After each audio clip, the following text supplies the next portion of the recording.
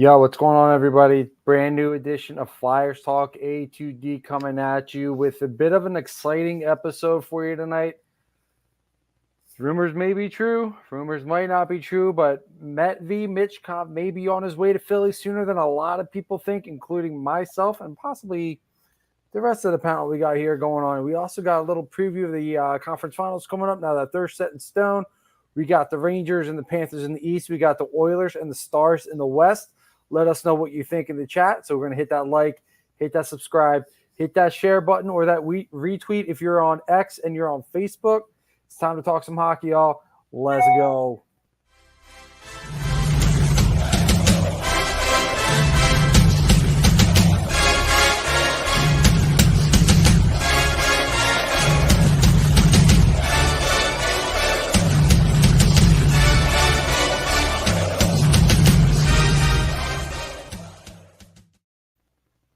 It is Flyers Talk A2D, and we're powered by the Doc. That is Dr. Paul Vidal at Specialized Physical Therapy, LLC, with 2 locations in Burlington and Cherry Hill, New Jersey. Check out our doc, make them yours. Visit specializedphysicaltherapy.com. Matt Susuti, he'll be joining us shortly.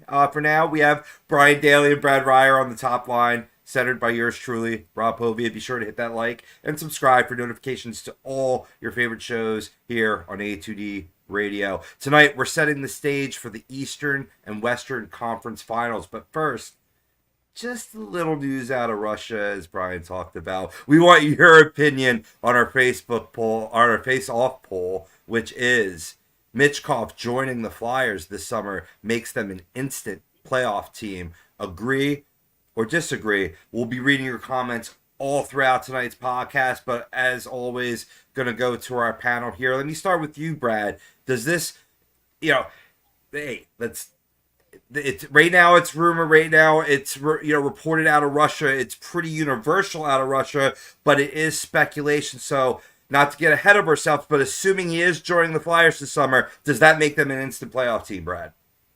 No, not yet. Not yet. I got to see what else they do before, what they do in the offseason before I'm ready to put that there. Okay, if they can shore up their defense a little bit, add maybe another center to their team, then yes, absolutely. I just want to before I say yes, absolutely so. Okay, and if I'm going to assume that they're going to clean up their defense a little bit, get themselves a center, we need either a 2 or a 3. To play with Michkov, then I think yes. But let's just hold off. Remember one thing: the guy is coming from Russia. Okay, what is he? 21 years old? 19. It's a lot of pressure to put on a kid that age.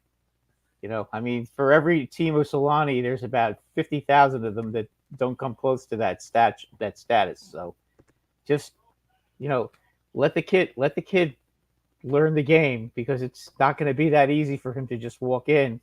Remember, he's a young kid. It's not kids that age. Even what's his name to this year? I can't remember. Bedard. Yep. He was good, but he didn't dominate the league.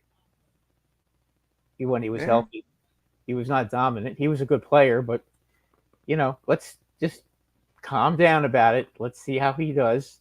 You don't want to put too much pressure on him. Let him come in here and get himself accustomed to the league. I think what will be very interesting is when he comes into camp and he's playing those exhibition games.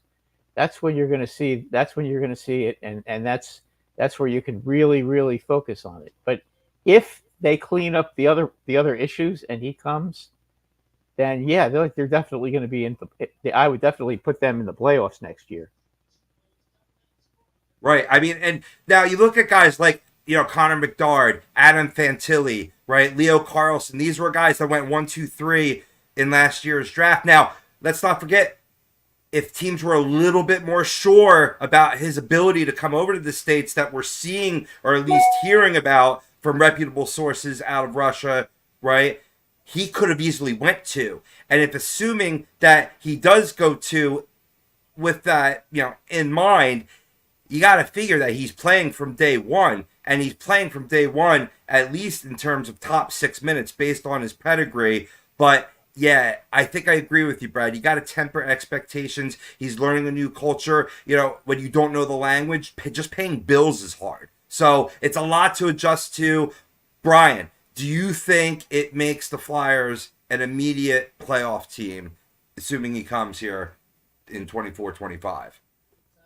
Before I answer that, I want to give a shout out to Danny. It's my nephew right here. Finally, nice. After I don't know how long. You know I've been doing the show, dude. You're just now gonna start watching.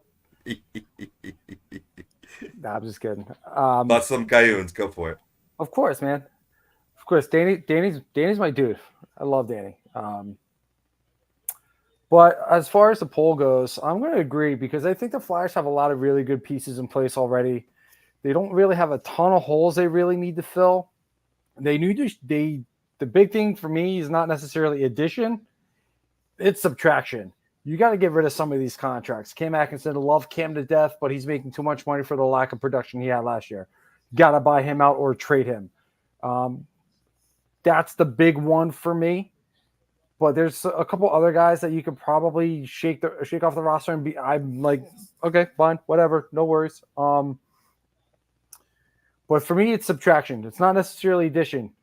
With certain guys on this roster, I know a couple guys are big on it. I could take it or leave it. Risto getting bought out or traded. I could take or leave that. Those moves like that are addition by subtraction. And what you're doing is you're opening up holes for these other young guys to come in. You go out and you sign guys, you sign another defenseman, you sign another center, you sign another winger. You're blocking holes for some of these young guys that are ready to take the next step from coming up and being able to continue their development and move forward instead of going back to Lehigh until maybe somebody gets hurt. Maybe nobody gets hurt. Maybe the Flyers go all 82 and nobody gets hurt. Then you're stalling development. So for me, you bring Michkov over, you bring a couple other young guys up, you give Bonk a chance on the roster, you give him 9 games before you send him back to juniors, see what he does, give him essentially extended camp, and then you go from there. I do think Michkov does make this team a playoff team. Every level that he's played in, he's just absolutely dominated. You get him over here soon enough, you can get him acclimated to the NHL game, the NHL ranks. And yes, a lot of it is going to be he has to play that game. He has to play to really get acclimated with it. But you give him something that you didn't give Fedotov when he came over. A full camp with the team. A full season with the team. That makes a big difference in a player's development, especially a young kid that is coming over from Russia that doesn't really know anybody. So now you got Kozlov over here. You got Fedotov over here. You bring over Michkov, he's gonna get comfortable real quick because he's gonna have people that he can talk to. Right. He's gonna have company. Yep. It's kind of the same idea with the Japanese players in baseball. A couple of guys though that came over here that ended up being great players, but were not great their rookie year. Okay, Alexander McGillney, Alexei Kovalov. I mean, Hall of Fame level players. I think Air Mogilny, excuse me, I shouldn't call him that. He didn't like the Flyers, remember? Yeah. We used to call him Air Mogilny because he couldn't. Oh, for sure. Yeah. But anyway, they didn't dominate the first year they were here. Okay? Even Fedorov didn't dominate the first year he was here. Okay? It takes a little time for these guys to come in and be great players. Malkin came in and he did dominate. Right. So Panarin, I think, is another good example. I don't think you can expect every guy from Russia to be a Panarin or a Malkin. You're right. Yeah, it's not some guys do and some guys don't, and you have guys who are Hall of Famers who are or borderline. I don't know if they made it yet. They should if they haven't already. But these are 2 other great Russian players who came in. Took them a couple of years to learn the league to really, get themselves to that kind of a level. I'm sure he will. I just don't know if he's going to do it his rookie year. I could see 35, 40 points, maybe 45, something like that. I don't know that he's going to get like 70, 80 points though, which would be, a huge difference. I don't know if we're going to see that yet. It's asking a lot. It is asking a lot. Hey, Mikey, happy birthday. Turning 29 tomorrow. Congratulations, man. Thanks for joining us, as well as the whole fam here tonight. And yeah, it is asking a lot, but I want to touch on really quickly, boys, a couple of the points that you make, right? I think you hit the nail on the head, right? The important thing is, if he does come here, and that being Michkov, is to keep expectations tempered at first. He'll be good.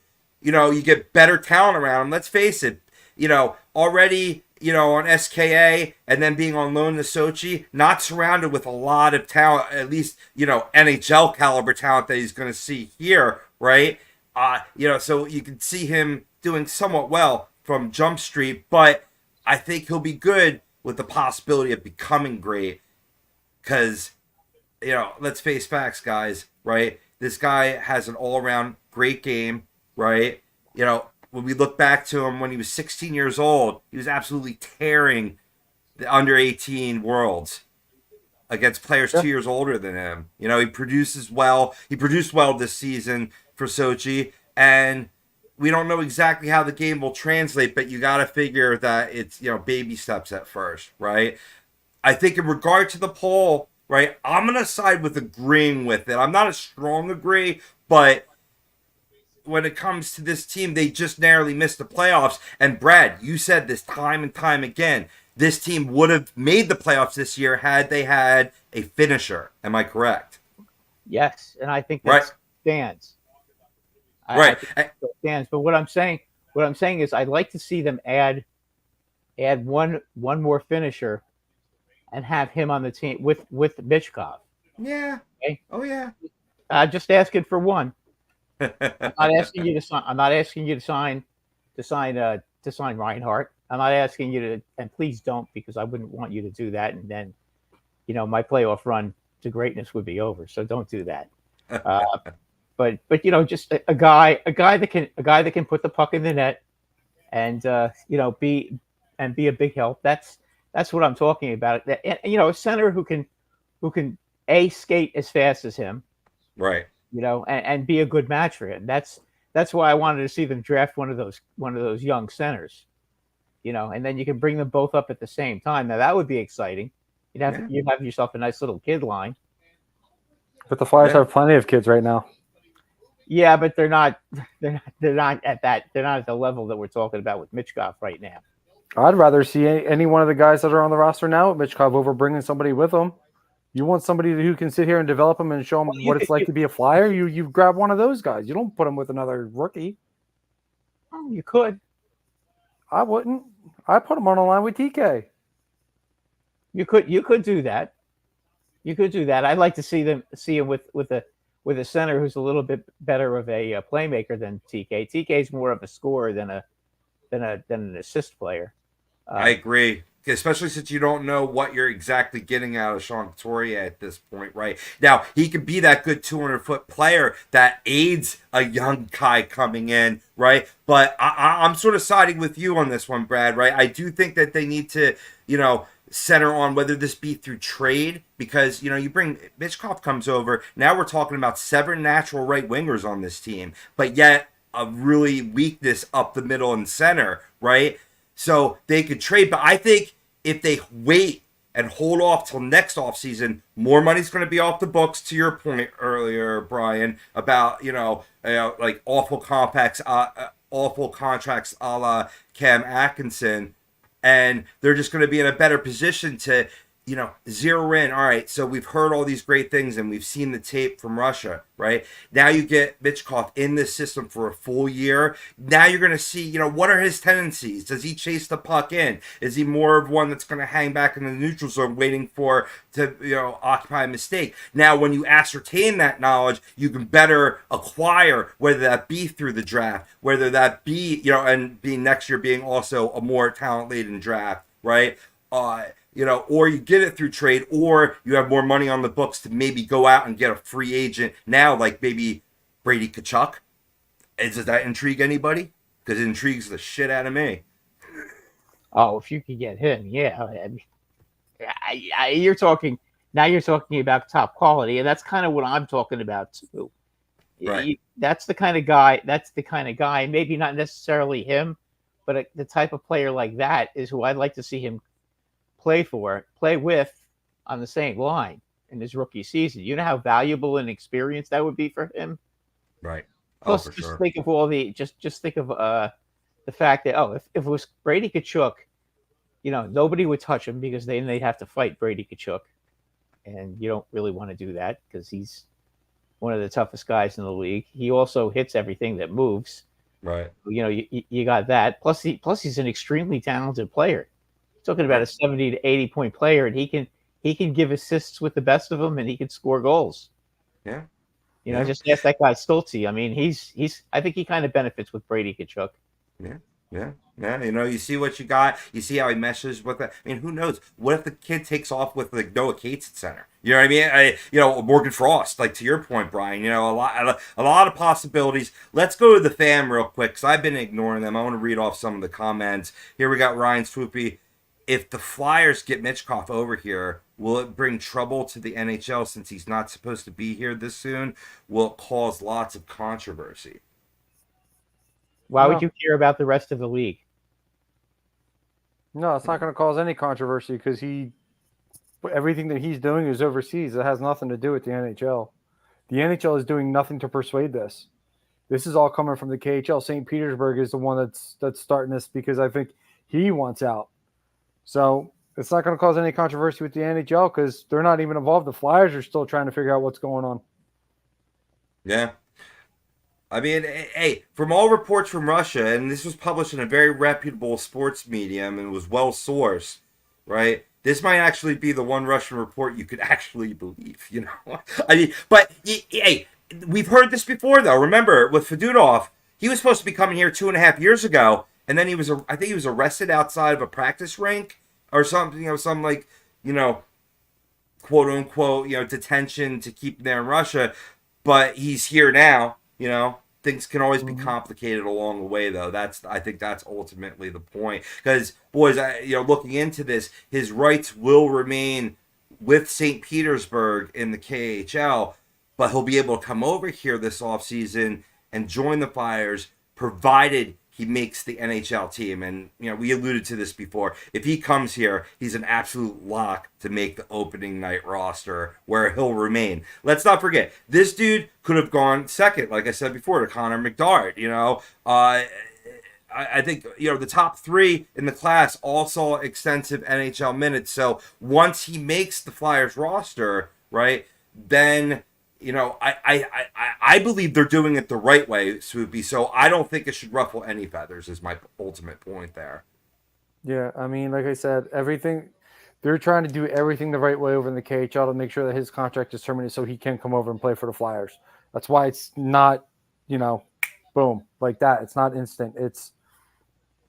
They're making sure everything is done the right way. They're not trying to ruffle any feathers with St. Petersburg or Michkov or the Flyers or anything like that. This is a process that's going to take you a few days. It's not like it's going to happen tomorrow, although it could. Because this has been a couple days that people have been talking about it. It's weird with the Russians. I mean, listen, Russia wouldn't let the Rangers get Igor Shesterkin until he was 24 years old. Or 23 years old. It took a while for him to be able to come over too. Everything's a little bit more complicated in Russia, but eventually they do let him go.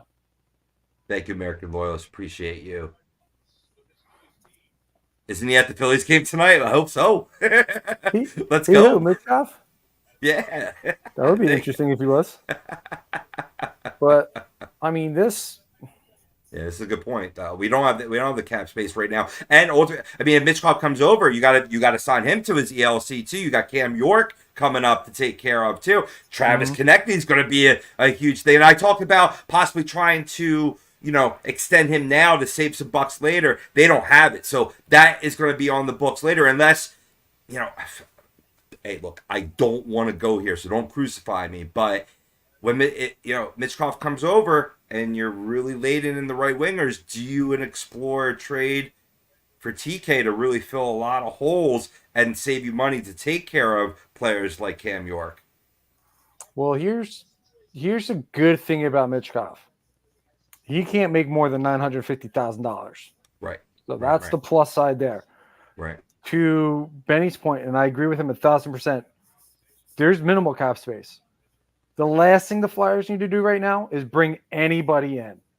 And obviously, some holes you can fill with veteran leadership, your seventh D man, maybe a couple guys that you could rotate in and out of the lineup every couple game basis. But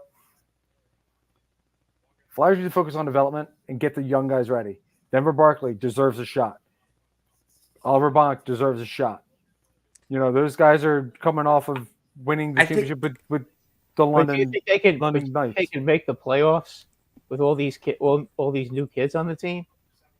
That's going to be hard to do because you're only really putting 3 or 4 kids in the lineup at a time too. Because even a player like Bonk, I still think could probably use a little bit more seasoning down the AHL level. I mean, he's wet. I mean, don't get me wrong, the play's been there. I don't want to take away from your point, right? But I just don't feel he's quite ready.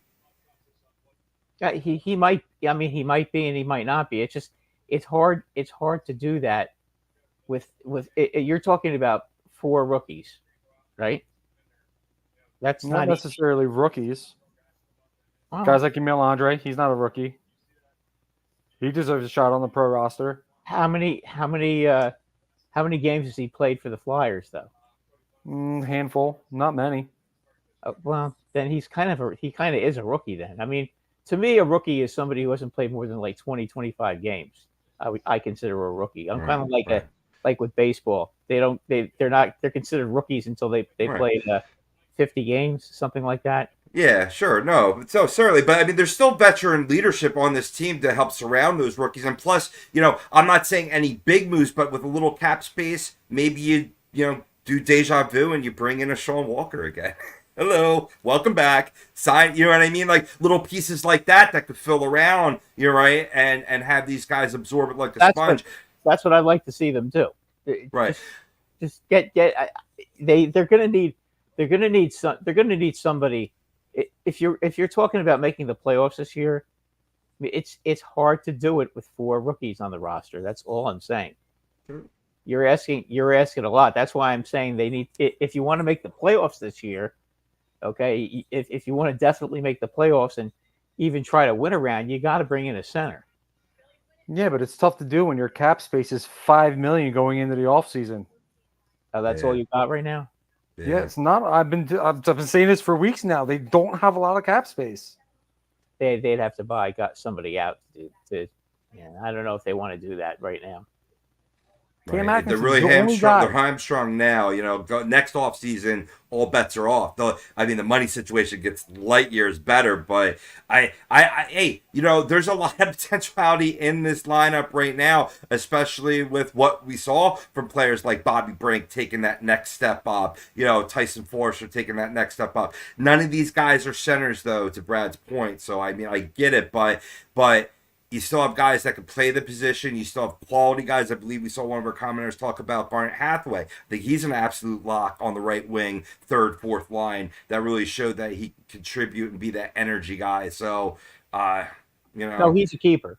He's definitely a keeper. He's always been a nuisance, and I kind of like him as a player. Right. Right. I like him on my team. I can't stand him as on the opponent's teams because I know what kind of a player he is. But I would love him if he was on my team. Sure.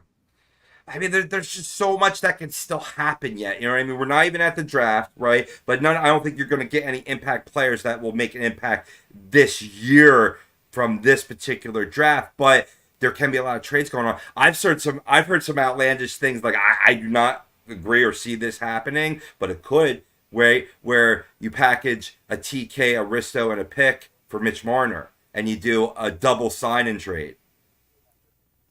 And I think that's why are people still wanting Mitch Marner on the Flyers? You're drinking you're exactly where I'm at. I'm like, nah, I'd rather keep TK. But there's a lot of things like guys that are on the fringe like Joel Farab, we've talked about, Morgan Frost, right? They can be part of a package deal where you bring in a stronger center, right? Or they become part, of the solution and I mean, Morgan Frost showed a lot of development, right? You put him on a line, potentially with Michkov. I could see that taking off, Brad. Suppose you put like a second round pick with Risto to trade him, to get somebody to take him, and all his money. Yeah. I I like mean, the that. Rangers did that with Mark Stahl a few years ago Right. to get rid of his money, and that's how they ended up having enough money. I'm trying to remember who it was that they signed back then. Ryan Strome. I think they signed Ryan Strome to a 2-year, $9 million contract after they did that. They traded Mark Stahl with the second round pick just to get rid of him to Detroit. And then they were able to pay Ryan Strome. So there are ways. I'm just looking at how the Rangers did it and thinking, if there's a couple of guys that you might want to get rid of, especially to a rebuilding team, that may not be a bad thing. Like to Anaheim or San Jose, any one of those teams. They would get themselves another pick. They can get themselves a veteran to come on to the team, and the Flyers can clear out some cap space and possibly bring in a player or trade for a young player that fits the team. As you said, a Brady Tkachuk type of player. That's how you do that. That can be done. Now, if they don't want to do that, that's fine. But I'm just giving you there are ways without buying somebody out. There's more than one way to skin the proverbial cat, shall we say?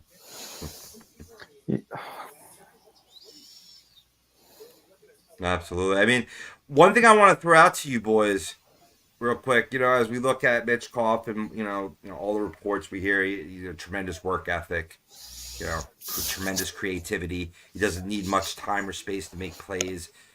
His speed north to south is average to above average, but on his edges, he's a lead. I was listening to Jason Martinez's latest podcast and he had Bill Meltzer on, and they were making some slight comparisons to Nikita Kucherov. So that's high praise, right? Boys, he comes here this summer. He arrives June 1st. What does that mean for the Flyers' timeline and their level of aggressiveness heading, for this offseason and beyond?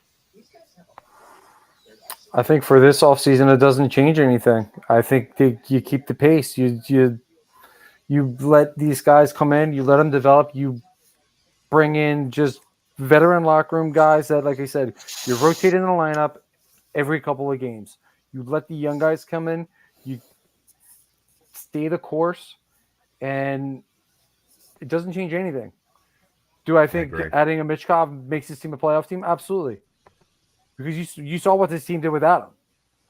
Imagine what you're doing, bringing in another guy whose potential is 45 to 50 goals a year. This is a guy that can shoot the puck from anywhere. Like Rob, you just said, creativity. He doesn't need a lot of space. This is a dude with great vision, great skating ability. Probably one of the most exciting players that the Flyers have had in a long time. This is the time to be excited to be a Flyers fan right now, because you bring him up, that's a giant step forward, because you just got your goal scorer. Right. You got exactly. You got your first line winger. You got your second line winger. You got your power play guy. Your power plays is going to go up at least 20%. Well, maybe that's an exaggeration, but your power plays just automatically just got better. Right. Doesn't matter who your coach is. Yes. There's no doubt, Brian, he could absolutely be the missing piece for this team. A guy who could score with regularity, a finisher, like I mentioned before. See, it's not that he has the most overpowering shots, but he sees the shooting angles extremely well for a 19-year-old. Sort of that vision from puck to net, as they talk about, right? And I just feel that coupled with the skills, the intangibles, the work ethic on and off the ice, there's a lot to be excited here, guys. Damn, all my family's coming out in hordes tonight. Where's my other nephew? This one dropped us a super chat. I appreciate that, dude. Nice, brother. Yeah, I mean it's going to be interesting, and let's not forget, guys. I mean, like we like I said, we'll look quickly at his numbers here from the KHL and with Sochi. In well, he only played one game with SKA, so we'll just immediately look at Sochi. 47 games played, 19 goals, 12 assists, total 41 points. Right, it doesn't like scream off the page, but again. Whoa. Rob just disappeared. Huh. I didn't know Rob was a magician. Oh, man. We find Matt if we lose Robbie. Yeah. Robbie will be back. Don't worry. I'll get him in here. Yeah, strange night tonight. It Anyway. really like I'm in a pretty shitty mood myself, but Oh, yeah, boy. you don't have no money. Get a freaking job, dude. Nah, I'm just kidding. But seriously, get a job. It was like I got booted out when Maddie came in. What happened? Said the same thing. Welcome, Maddie. Glad to have you, man. It's good to be here. Sorry I was late. All good, brother. All good. All good. Beer Man, time. so tonight's face-off poll question, Maddie, is Michkov joining the Flyers this summer makes them an instant playoff team. Do you agree or disagree, brother? I disagree.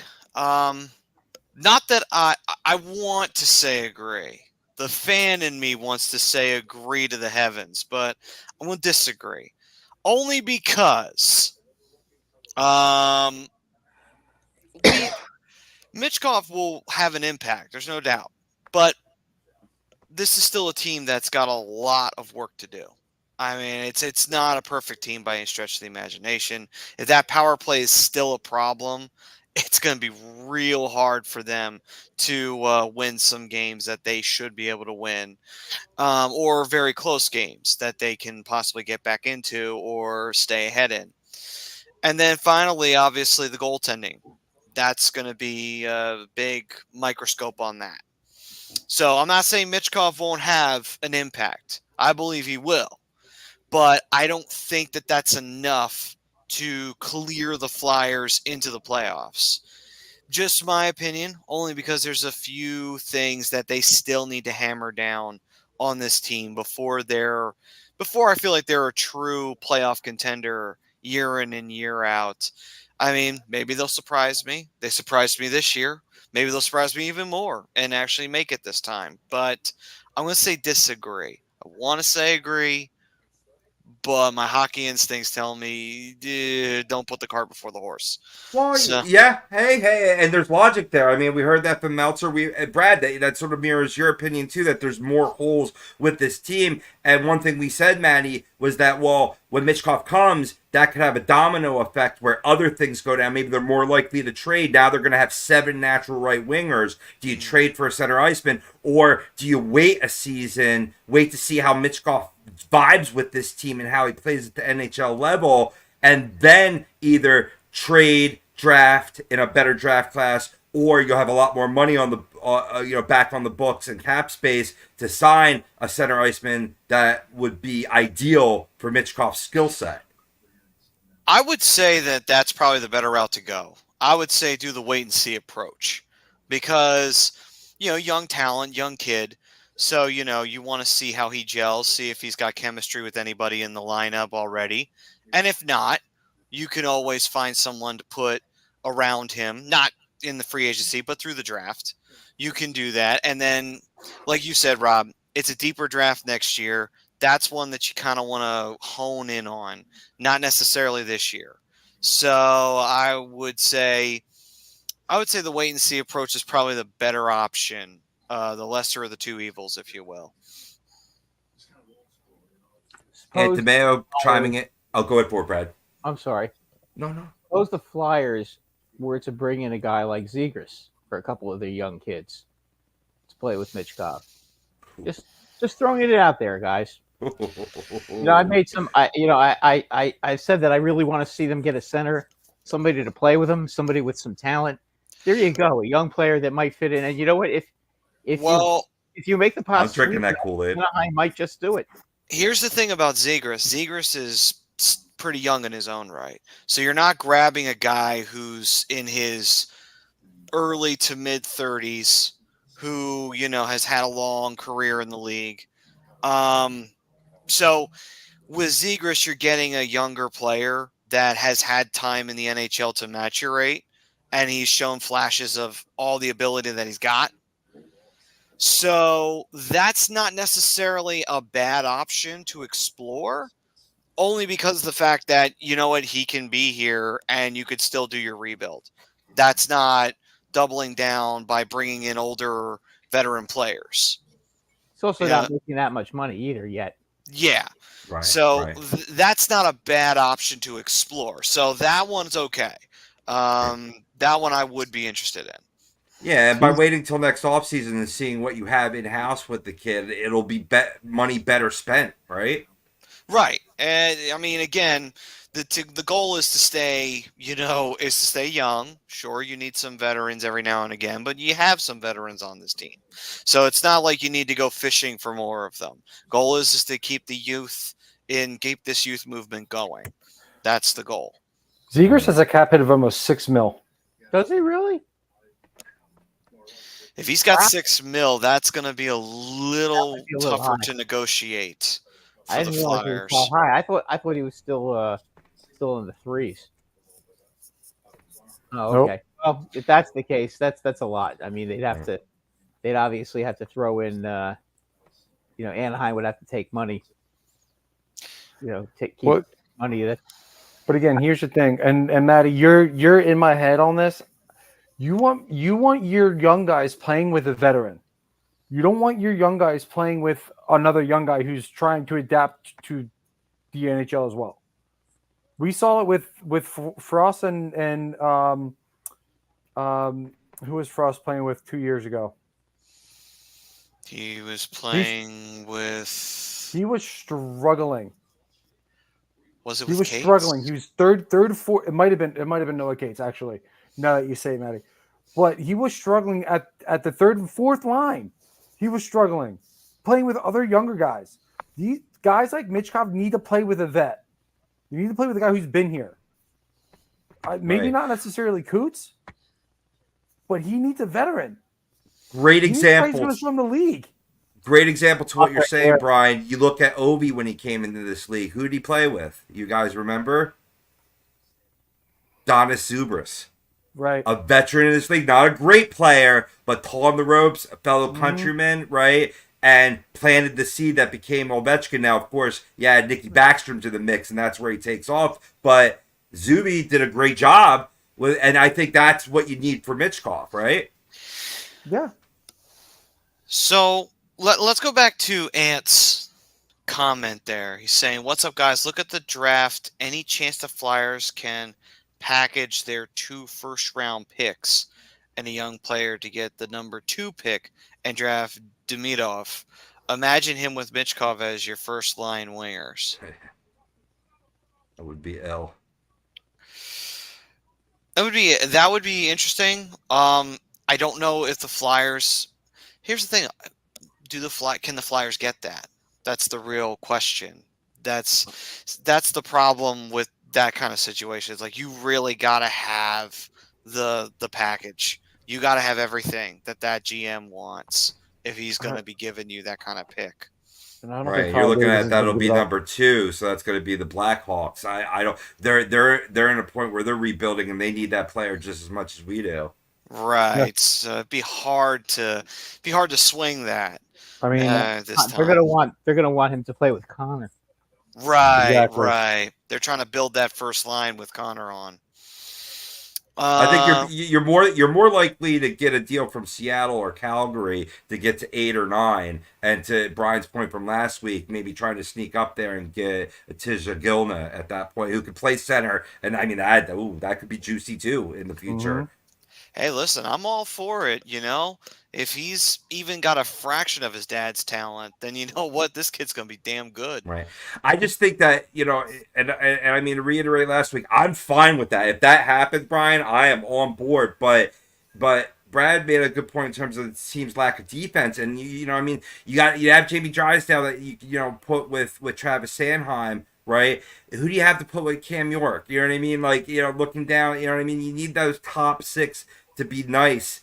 You know, I mean, yeah, the top four of your six defensemen to be tight, and there's a hole there. So if you don't trade up, right?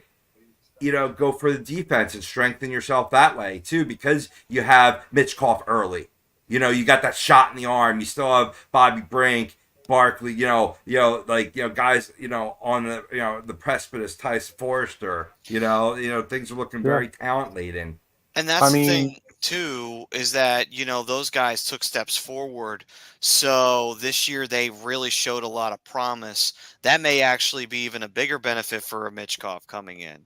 Where, yeah, I'm not saying that the veteran player isn't a vital part, but at the same time, it's good that that there are younger players that are growing and maturing that can actually help him too get used to the system as well, because there are guys his age that are also prospering underneath that system. And last thing I'll jut in here, right? You know, we look at him as a 19-year-old, but Michkov's a little older than a 19-year-old, right? He's done all this that we've talked about on the show, all after his dad recently passed too. And to show that maturity and that concentration on the game, that just shows a love for the game and a really high hockey IQ, right? True. Sad. But it happens sometimes where, when you grieve, you sometimes throw yourself into your work, and hockey's his work. Sure. So, I mean, it's sad that that's how it goes, but, that might actually turn out to be the best thing for him to, not only cope, but also to be as great as he can be. Right. I mean, I want to backtrack to something you said, Robbie, about the defense, which I agree with to an extent. The guy that you put with York, I actually flip-flopped Drysdale and put York with Sanheim and let Drysdale recreate some of that chemistry he had with Sealer towards the end of the year. You give Bonk an opportunity on the pro roster, and you put him with Risto. So there's your defense there. I mean, obviously things could change, and maybe they do go out and they sign a veteran defenseman, which I think they should do. You always need a seventh D-man, especially if you're going to have a guy like Bonk. Risto, who's had some injury history. Unfortunately, he did have some last year, so we're going to hopefully get a full year and a healthy Risto going into camp. But for me, that's what I do. I try and recreate a little bit of that success you had last year with the pairings that you had, and again, pray for a full season of Drysdale. I know he's still really young, but he has missed a lot of time, and I hate being wrong about it. But, if you can get a full season out of Drysdale, a full, healthy, productive year, you put Bonk with Risto and let Risto teach him the ropes. You let Bonk play with whoever the seventh D-man is, rotate him and Risto out. Show him the ropes. Right now, signing any form of big-time veteran, even if it is Duchesne, to what Priz is saying, like, I wouldn't mind Matt Duchesne being here because he showed a lot of growth this year. He's played really well for Dallas, but you got to get these young guys developed first. Adding veterans, like any form of a veteran like Duchesne or Reinhart or whoever else, Chandler Stevenson, whoever else you want to throw in there. That's the last thing you need to be doing, in my opinion. And Anaheim hasn't done it. Anaheim has brought in a couple vets yet, and it has helped, but primarily they're working on player development, which is why they've been so bad over the last few years. It's plugging the holes where you can with young guys, and the guys that don't work, then maybe, you go out and you sign a vet. Make a trade at the deadline. Right now, my priority, if I'm Tortorella, Briere, and Jonesy, develop Michkov. Play him with Coots. Play him with Lawton. I think that's probably the best bet for him because Lawton does have some good vision and he can make some really good plays offensively. Right. He's a guy that works hard, blue-collar player. Put him with Lawton. Put TK on one side, Michkov on the other. There's a good developed line for Michkov. Superman also wears an A, too, so that also helps in terms of leadership teaching as well. Absolutely. But right now, I'm not going after any big name free agents right now. I'm going to go after guys who can help these young guys take the next step. Yeah, Right. Cam York's coming off a great year. Took a huge step forward this year. Who's to say he's going to do that again next year? He's still relatively young. Develop talent. I think it definitely goes to say this, that in terms of the playoff side of things, we really don't know what the Flyers are going to be next year. We really don't. I mean, any season they could be great, but we really don't know if they're going to be great next season. They could, I hope, not regress, but they could be in the exact same spot that they are this year, where they're just on that bubble, but there's just a little bit extra that's just not there, and they're still on the outside looking in. Not because they don't have the effort or the heart, it's just, it's not complete. The formula is not, the team is not finished, and that's why they're missing. And sometimes you get teams like that. They're just missing a little something. Zamula, I forgot about Zamula. Well, Zamula, I don't know. I'm iffy on Zamula. He's good, and then he's got those moments where he's like, oh, he had some awful turnovers this year, and they were costly ones too at times. It's like, and then he wins me back by scoring a goal or by getting a nice little pass to a breakaway. It's like, it's like watching Gostisbehere all over again. It's like, Jesus, man. 1 minute he's doing something amazing, and the next minute he is just screwing up left and right. It's like, oh, come on, kid. I want to root for you, but you're making it really hard. He does just enough to keep you on the line, like that unemployed boyfriend. You know what I mean? That keeps the girl on the hook. You know what I mean? That's what he does. Oh, let's see. You decided to stop by. What's up, Dylan? What's up, Dylan? Yo, fam. I hope all is well. Disagree to the poll. I think it's a step to a playoff team, but not enough to make them full contenders. I agree with that on Dylan's part. By the way, Dylan, I'm sorry that your hated rival from across the province is currently in the Western Conference Finals. Good segue. Good segue. Yeah, definitely. As we get ready for the conference finals, because we are getting close to the end of this. As Lenny Robinson is saying, he would trade for Natchez. Not a bad move, depending on what you're giving up. Well, yeah, that's a guy. So, gentlemen, speaking of Carolina, they got knocked out. So did. Well said, Dylan.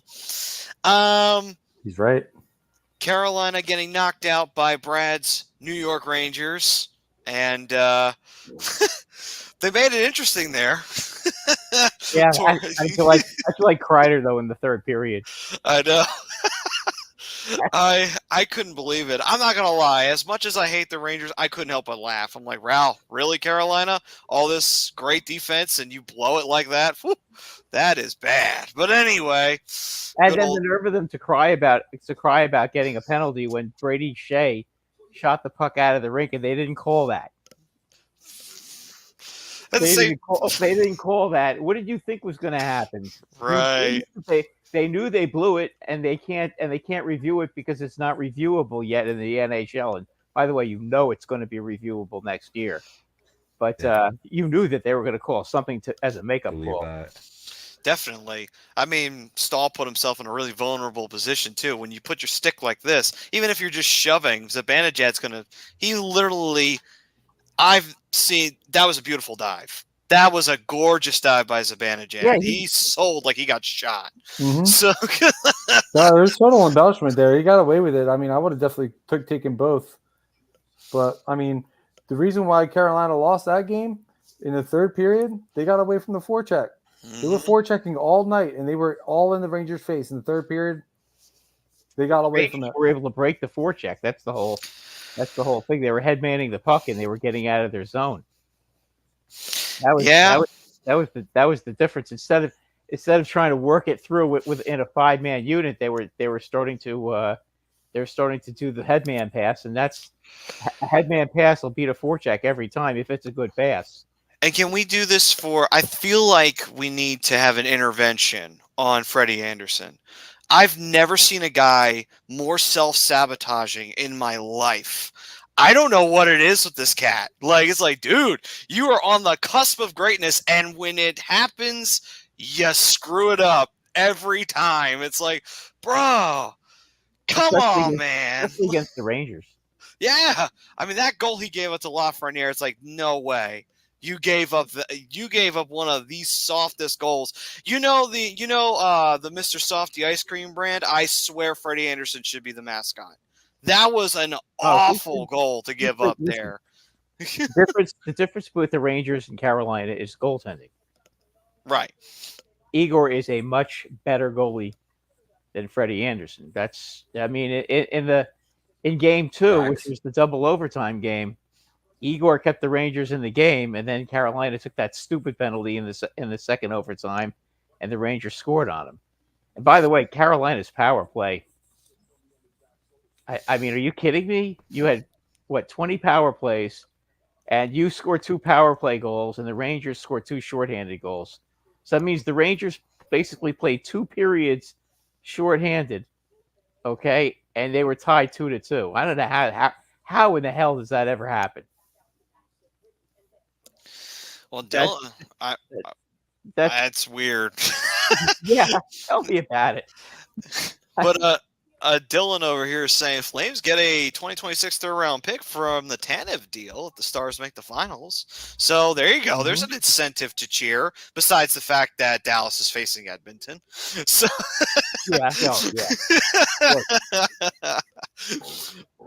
so Carolina out. Questions all around on that team now that they have fallen on their sword once again. And their opponents are the Florida Panthers. I have never been happier to be wrong in my life. I was so scared Boston was going to get revenge on everybody because we were all laughing at them in the offseason. Thank God Florida they're the boogeyman of Boston. So you know what? Thank God they're here. Thank you, Florida. You did your service. I wanted the Rangers to beat Boston. I'm sure you did. Yeah, it's a New York Boston thing, and it just would have been really nice to see them knock them out of the playoffs on their way to winning the Stanley Cup. But now they'll have to knock Florida out of the playoffs. That's okay. I'm not worried about this series. We'll beat them.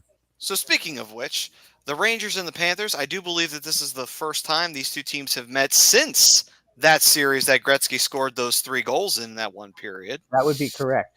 So, gents, who do you got in this series? You think Florida wins this bad boy and goes back to the Stanley Cup Finals for the second year in a row? Or do the Rangers break the Florida dynasty in the Eastern Conference and get to the finals?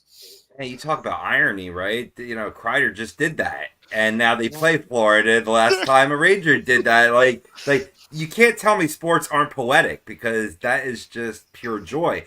You got to give the edge, I think, to the Rangers because of their strong penalty kill. They've had the 3rd highest penalty kill here in the playoffs. Whereas Florida is ranked 8th on the penalty kill. So when it comes to special teams, also in this tournament, the New York Rangers 31.4% on the power play. The clear special teams advantage lies with the Rangers, and I'm always going to pick the team that holds that advantage. Okay, then, Bri, who you got in this matchup? I mean, you would think by now I would have learned my lesson about picking against the Rangers, but you know what? Florida's just a different animal. The Rangers didn't really have much competition against the Capitals. They got a little bit better against Carolina. Just curious. Huh? What makes them so different? Who, Florida? Yeah. That they got hooligans on the team? They're the freaking best team in the East. No, they're not. The Rangers are the best team. Maybe by record, but that doesn't always dictate who the best team in the team in the East is. I'm still waiting for that curse to come through. This is the most dominant team I think they're a little bit deeper than the Rangers. I give the Rangers the edge How are in they deeper? goaltending. Go ahead. I want to hear this. How are they deeper? Oh boy, here we go. Tell me who's so great on Look the at their third. 4 lines. They roll 4 strong lines. They're the Rangers. Defensively, I think they're better than the. I think they. Well, actually, I give the Rangers a little bit of the edge on defense, but I think Bobrovsky is not as good as Igor either. I just said that. I said the Rangers have the edge in goaltending. Yeah, and they have better special teams, and the Rangers' frontline players are just as good as their frontline players. They have two. The Rangers basically have 2 first lines. You know, you have to either defend Kreider and Mika Zibanejad, or you have to figure out how to stop Trocheck, Panarin, and Lafreniere. Which I Florida- believe Lafreniere, you were saying last year was almost a bust. Yeah, And 27. now he's having a playoff run, and all of a sudden he's unstoppable. He had 27 goals this year. Okay. Yeah, he almost had 60 points. So Benny's this year. Benny's Nation is throwing up saying you haven't faced goaltending like this in the playoffs. That's the other thing too. You haven't faced a legit goaltender. They You haven't faced legit Darcy Kemper, and you faced We Freddie didn't face Anderson. Kemper, We faced Lindgren. Oh, sorry, that because he's so much better than Darcy Kemper. He's a lot better than Darcy Kemper. He's not that much better than Darcy Kemper. No, Maybe he's on the level. That doesn't change me and Benny's point. You haven't faced a goalie yet. Freddie Anderson is a pretty good goalie. He's just in a big spot. He's not a pretty good goalie yet. Well, how does that make him a good goalie? Huh? So how does that make him a good? He was a good goalie in Anaheim. That was it. Okay, let me ask you a question. What exactly? Which goal in the third period was exactly his fault? Which goal is Bobrovsky stopping out of those 3 that Kreider scored? Well, considering one was a deflection, Okay, so it's hard for any goalie to stop Okay. that. He will stop that Lafreniere one. I think we can all agree he ain't giving up that one. probably not. But the Rangers have had success against Florida this year. They had success against Dallas, and they had success against Edmonton. They can beat any one of these teams. They have the best goalie in the playoffs. They have the best power play in the playoffs. They have the best penalty kill in the playoffs. Well, you also won the President's Trophy, so there's always a kiss of death too. That's true. That's an interesting point. I'm waiting for that check to get cashed. So far hasn't, but I'm waiting for it. It might wait till the finals. Who knows? I mean, look, to me, it's going to be a 7-game series. I know Florida's a good team. I'm not in any way diminishing that they're not a good team. Okay, but if Sam Bennett tries any of that crap, Matt Rempe will put somebody in the hospital. So I would suggest to Sam Bennett that he doesn't try slashing somebody in the face, because Matt Rempe could put one of those guys in a coma if he decided to actually hit him. Sure he would. Okay. I mean, if he did put one of those guys in the coma, he'd be suspended for the rest of the playoffs. He might. But you know what? Sam Bennett might be the one that's not going to be playing for the rest of the playoffs either. Not if he's sleeping. Well, not if he cross-checks somebody in the face. Who did he cross-check in the face? I don't like Marchand. Believe me, if that couldn't have happened to a nicer guy. But you know what? That was he should be suspended for that. That was At least he took ownership, though, right? That he's been guilty of doing the same thing, so he didn't cry about it when he was on the receiving end. You know what I mean? I will give him that. The interview afterwards, he was like, I done the same thing. I'm not going to complain. Yeah, no, he didn't. He's basically what he said. He didn't, but I'm just saying to make a play like that with your stick, I don't like stick fouls. Yeah. It wasn't even a stick foul. Watch the replay again. He punched him in the side of the head. Oh, okay. I thought he butt ended him. No, he punched him in the side of the head. Well, that's what he did. I don't know which one's more egregious, either that one or when Susie literally cross-checked McDavid in the chin on purpose. But That was not Susie's fault either. You Really? thank Zadorov for that one. Zadorov got Connor McDavid first, which caused him to drop a little bit. that is true. He did get him from behind. So, while we got a minute left, let's switch this over to the West. With hindsight, I probably should have saved the East for last, but oh well. No one said I was a genius. All right, off to the West we go. And we have Dallas taking on the Edmonton Oilers, Connor McDavid, and Leon Draisaitl. Is this the team that'll finally break through and get to the Stanley Cup Finals and possibly end the Canada Cup drought that's been going strong since '93?